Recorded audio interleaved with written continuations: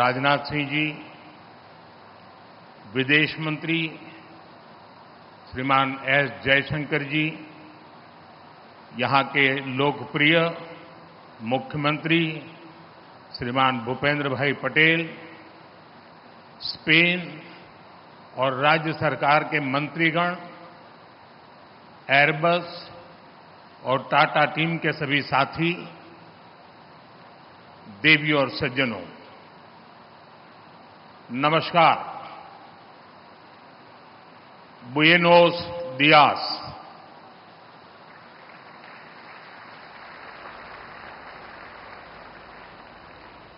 मेरे मित्र Pedro Sanchez जी के उनकी पहली भारत की यात्रा है। आज से हम भारत और स्पेन की पार्टनरशिप को नई दिशा दे रहे हैं। हम C295 ट्रांसपोर्ट एयरक्राफ्ट के प्रोडक्शन की फैक्ट्री का शुभारंभ कर रहे हैं।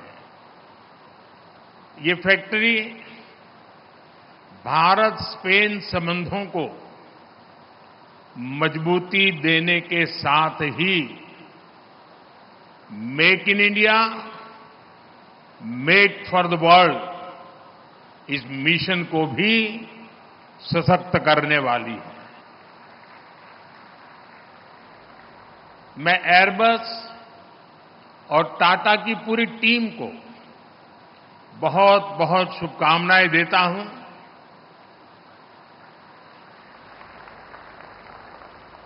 कुछ समय पहले ही हमने देश के महान सपूत रतन टाटा जी को खोया है। रतन टाटा जी आज अगर हमारे बीच होते तो शायद सर्वाधिक खुशी उनको मिलती, लेकिन उनकी आत्मा जहां भी होगी वो आज प्रसन्नता का अनुभव करते होंगे। साथियों, C295 एयरक्राफ्ट की फैक्ट्री नए भारत के नए वर्क कल्चर की उसको भी रिफ्लेक्ट करती है। आज किसी भी योजना के आइडिया से लेकर एजुकेशन तक भारत किस स्पीड से काम कर रहा है ये यहां दिखाई देता है। 2 साल पहले अक्टूबर में ही महीने में इस फैक्ट्री का निर्माण शुरू हुआ। आज अक्टूबर महीने में ही ये फैक्ट्री अब एयरक्राफ्ट के प्रोडक्शन के लिए तैयार है। मेरा हमेशा से ये फोकस रहा है कि प्लानिंग और एग्जीक्यूशन में अनावश्यक देरी न हो। जब मैं गुजरात का सीएम था तब यहीं बड़ोदरा में ही बॉम्बार्डियर ट्रेन कोच बनाने के लिए फैक्ट्री लगाने का फैसला हुआ था। इस फैक्ट्री को भी रिकॉर्ड समय के भीतर ही प्रोडक्शन के लिए तैयार किया गया था। आज इस फैक्ट्री में बने मेट्रो कोच हम दूसरे देशों को भी एक्सपोर्ट कर रहे हैं। मुझे पूरा विश्वास है कि भविष्य में इस एयरक्राफ्ट फैक्ट्री में बने विमान दूसरे देशों को भी एक्सपोर्ट किए जाएंगे। फ्रेंड्स, प्रसिद्ध स्पेनिश कवि अंतोनियो मचादो ने लिखा था, traveller there is no path, the path is made by walking. इसका भाव यही है कि लक्ष्य तक पहुंचने के लिए जैसे ही हम पहला कदम उठाते हैं, रास्ते अपने आप बनते चले जाते हैं। आज आप देखिए, भारत में डिफेंस मैन्युफैक्चरिंग इकोसिस्टम नई ऊंचाइयां छू रहा है। 10 साल पहले अगर हमने ठोस कदम नहीं उठाए होते तो आज इस मंजिल पर पहुंचना असंभव ही था। तब तो कोई ये कल्पना भी नहीं कर पाता था कि भारत में इतने बड़े पैमाने पर डिफेंस मैन्युफैक्चरिंग हो सकती है। उस समय की प्रायोरिटी और पहचान दोनों इंपोर्ट की ही थी, लेकिन हमने नए रास्ते पर चलना तय किया, अपने लिए नए लक्ष्य तय किए और आज इसका नतीजा हम सबकी आंखों के सामने है। साथियों, किसी भी पॉसिबिलिटी को प्रॉस्पेरिटी में बदलने के लिए राइट प्लान और राइट पार्टनरशिप जरूरी है। भारत का डिफेंस सेक्टर का कायाकल्प राइट प्लान और राइट पार्टनरशिप का उदाहरण है। बीते दशक में देश ने ऐसे अनेक फैसले लिए जिससे भारत में एक वाइब्रेंट डिफेंस इंडस्ट्री का विकास हुआ। हमने डिफेंस मैन्युफैक्चरिंग में प्राइवेट सेक्टर की भागीदारी को विस्तार दिया, पब्लिक सेक्टर को एफिशिएंट बनाया, ऑर्डिनेंस फैक्ट्रीज को 7 बड़ी कंपनियों में बदला, डीआरडीओ और एचएएल को सशक्त किया, यूपी और तमिलनाडु में 2 बड़े डिफेंस कॉरिडोर बनाए। ऐसे अनेक निर्णयों ने डिफेंस सेक्टर को नई ऊर्जा से भर दिया। आईडेक्स यानी इनोवेशन फॉर डिफेंस एक्सीलेंस जैसी स्कीमों ने स्टार्टअप्स को गति दी। बीते 5-6 सालों में ही भारत में करीब 1000 नए डिफेंस स्टार्टअप्स बने हैं। बीते 10 वर्षों में भारत का डिफेंस एक्सपोर्ट 30 गुना बढ़ा है। आज हम दुनिया के 100 से अधिक देशों को डिफेंस इक्विपमेंट एक्सपोर्ट कर रहे हैं। साथियों, आज हम भारत में स्किल्स और जॉब क्रिएशन पर बहुत अधिक फोकस कर रहे हैं। एयरबस और टाटा की इस फैक्ट्री से भी भारत में हजारों रोजगार का निर्माण होगा। इस प्रोजेक्ट के कारण एयरक्राफ्ट के 18,000 पार्ट्स की इंडिजीनियस मैन्युफैक्चरिंग होने जा रही है। देश के किसी हिस्से से एक पार्ट मैन्युफैक्चर होगा तो देश के किसी दूसरे हिस्से में दूसरा पार्ट मैन्युफैक्चर होगा। और ये पार्ट बनाएगा कौन? हमारे माइक्रो और स्मॉल इंडस्ट्रीज ये काम करने वाले हैं। हमारे एमएसएमईज इस काम का नेतृत्व करेंगे। हम आज भी दुनिया की बड़ी एयरक्राफ्ट कंपनियों के लिए पार्ट्स के बड़े सप्लायर में से एक हैं।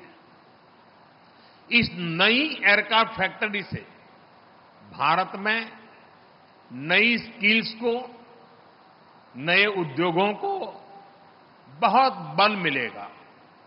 साथियों, आज के इस कार्यक्रम को मैं ट्रांसपोर्ट एयरक्राफ्ट की मैन्युफैक्चरिंग से आगे बढ़कर के देख रहा हूं। आप सभी ने पिछले 1 दशक में भारत के एविएशन सेक्टर की अनप्रेसिडेंटेड ग्रोथ और ट्रांसफॉर्मेशन को देखा है। हम देश के सैकड़ों छोटे शहरों तक एयर कनेक्टिविटी पहुंचा रहे हैं। हम पहले से ही भारत को एविएशन और एमआरओ डोमेन का हब बनाने के लिए काम कर रहे हैं। ये इकोसिस्टम भविष्य में made in India civil aircraft का रास्ता भी बनाएगा। आप जानते हैं कि अलग अलग भारतीय एयरलाइंस ने 1200 नए एयरक्राफ्ट खरीदने का ऑर्डर किया है दुनिया को। अब शायद दुनिया की कंपनी किसी और देश का ऑर्डर ही नहीं ले पाएगी। यानी भविष्य में भारत और दुनिया की जरूरतों को पूरा करने के लिए सिविल एयरक्राफ्ट की डिजाइन से लेकर मैन्युफैक्चरिंग तक इस फैक्ट्री की बड़ी भूमिका होने वाली है।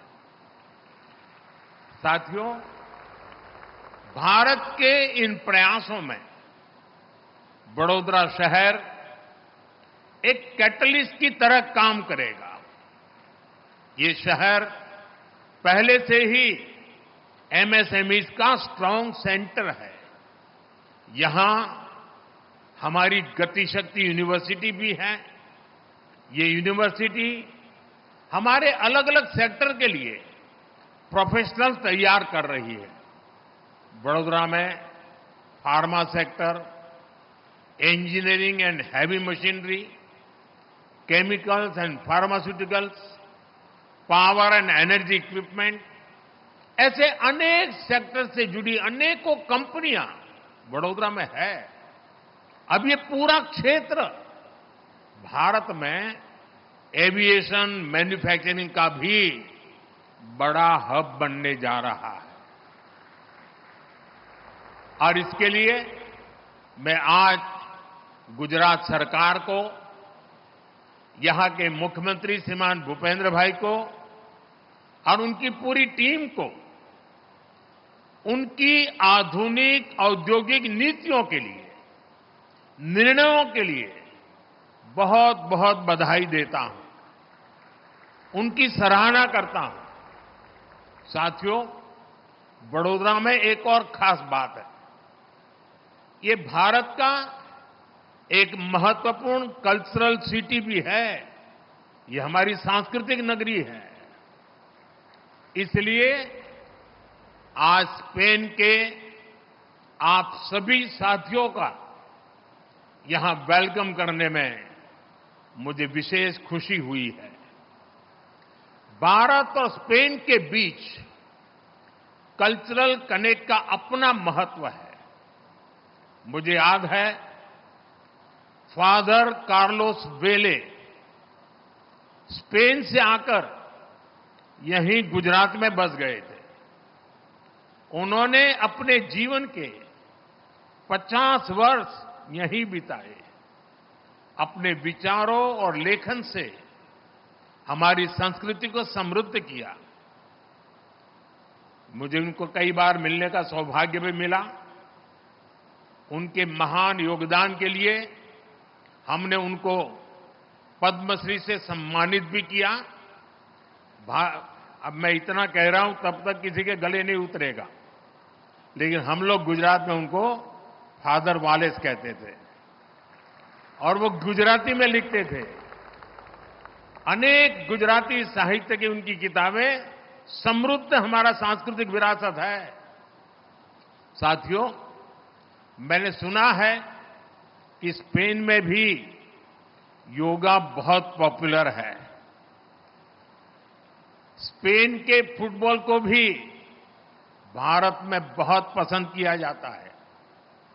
अभी कल जो रियल मैड्रिड और बार्सिलोना के बीच मैच हुआ, उसकी चर्चा भारत में भी हुई। बार्सिलोना की शानदार जीत यहां भी डिस्कशन का विषय रही और मैं आपको गारंटी के साथ कह सकता हूं कि दोनों क्लब्स के फैंस में भारत में उतनी ही नोकझोंक भी हुई जितनी स्पेन में होती है। साथियों, फूड, फिल्म्स और फुटबॉल सभी में हमारे रिश्ते strong people to people connect से जुड़े हैं। मुझे खुशी है कि भारत और स्पेन ने साल 2026 को India Spain year of culture, tourism and AI के रूप में मनाने का निश्चय किया है। साथियों, भारत और स्पेन की पार्टनरशिप एक ऐसे प्रिज्म की तरह है जो बहुआयामी है, वाइब्रेंट है और एवर इवॉल्विंग है। मुझे विश्वास है कि आज का यह इवेंट भारत और स्पेन के बीच ज्वाइंट कोलैबोरेशन वाले अनेक नए प्रोजेक्ट्स को प्रेरित करेगा। मैं स्पेनिश इंडस्ट्री और इनोवेटर्स को भी आमंत्रित करूंगा कि वो भारत आए और हमारी विकास यात्रा में हमारे साथी बने। एक बार फिर एयरबस और टाटा की टीम को इस प्रोजेक्ट के लिए बहुत बहुत शुभकामनाएं।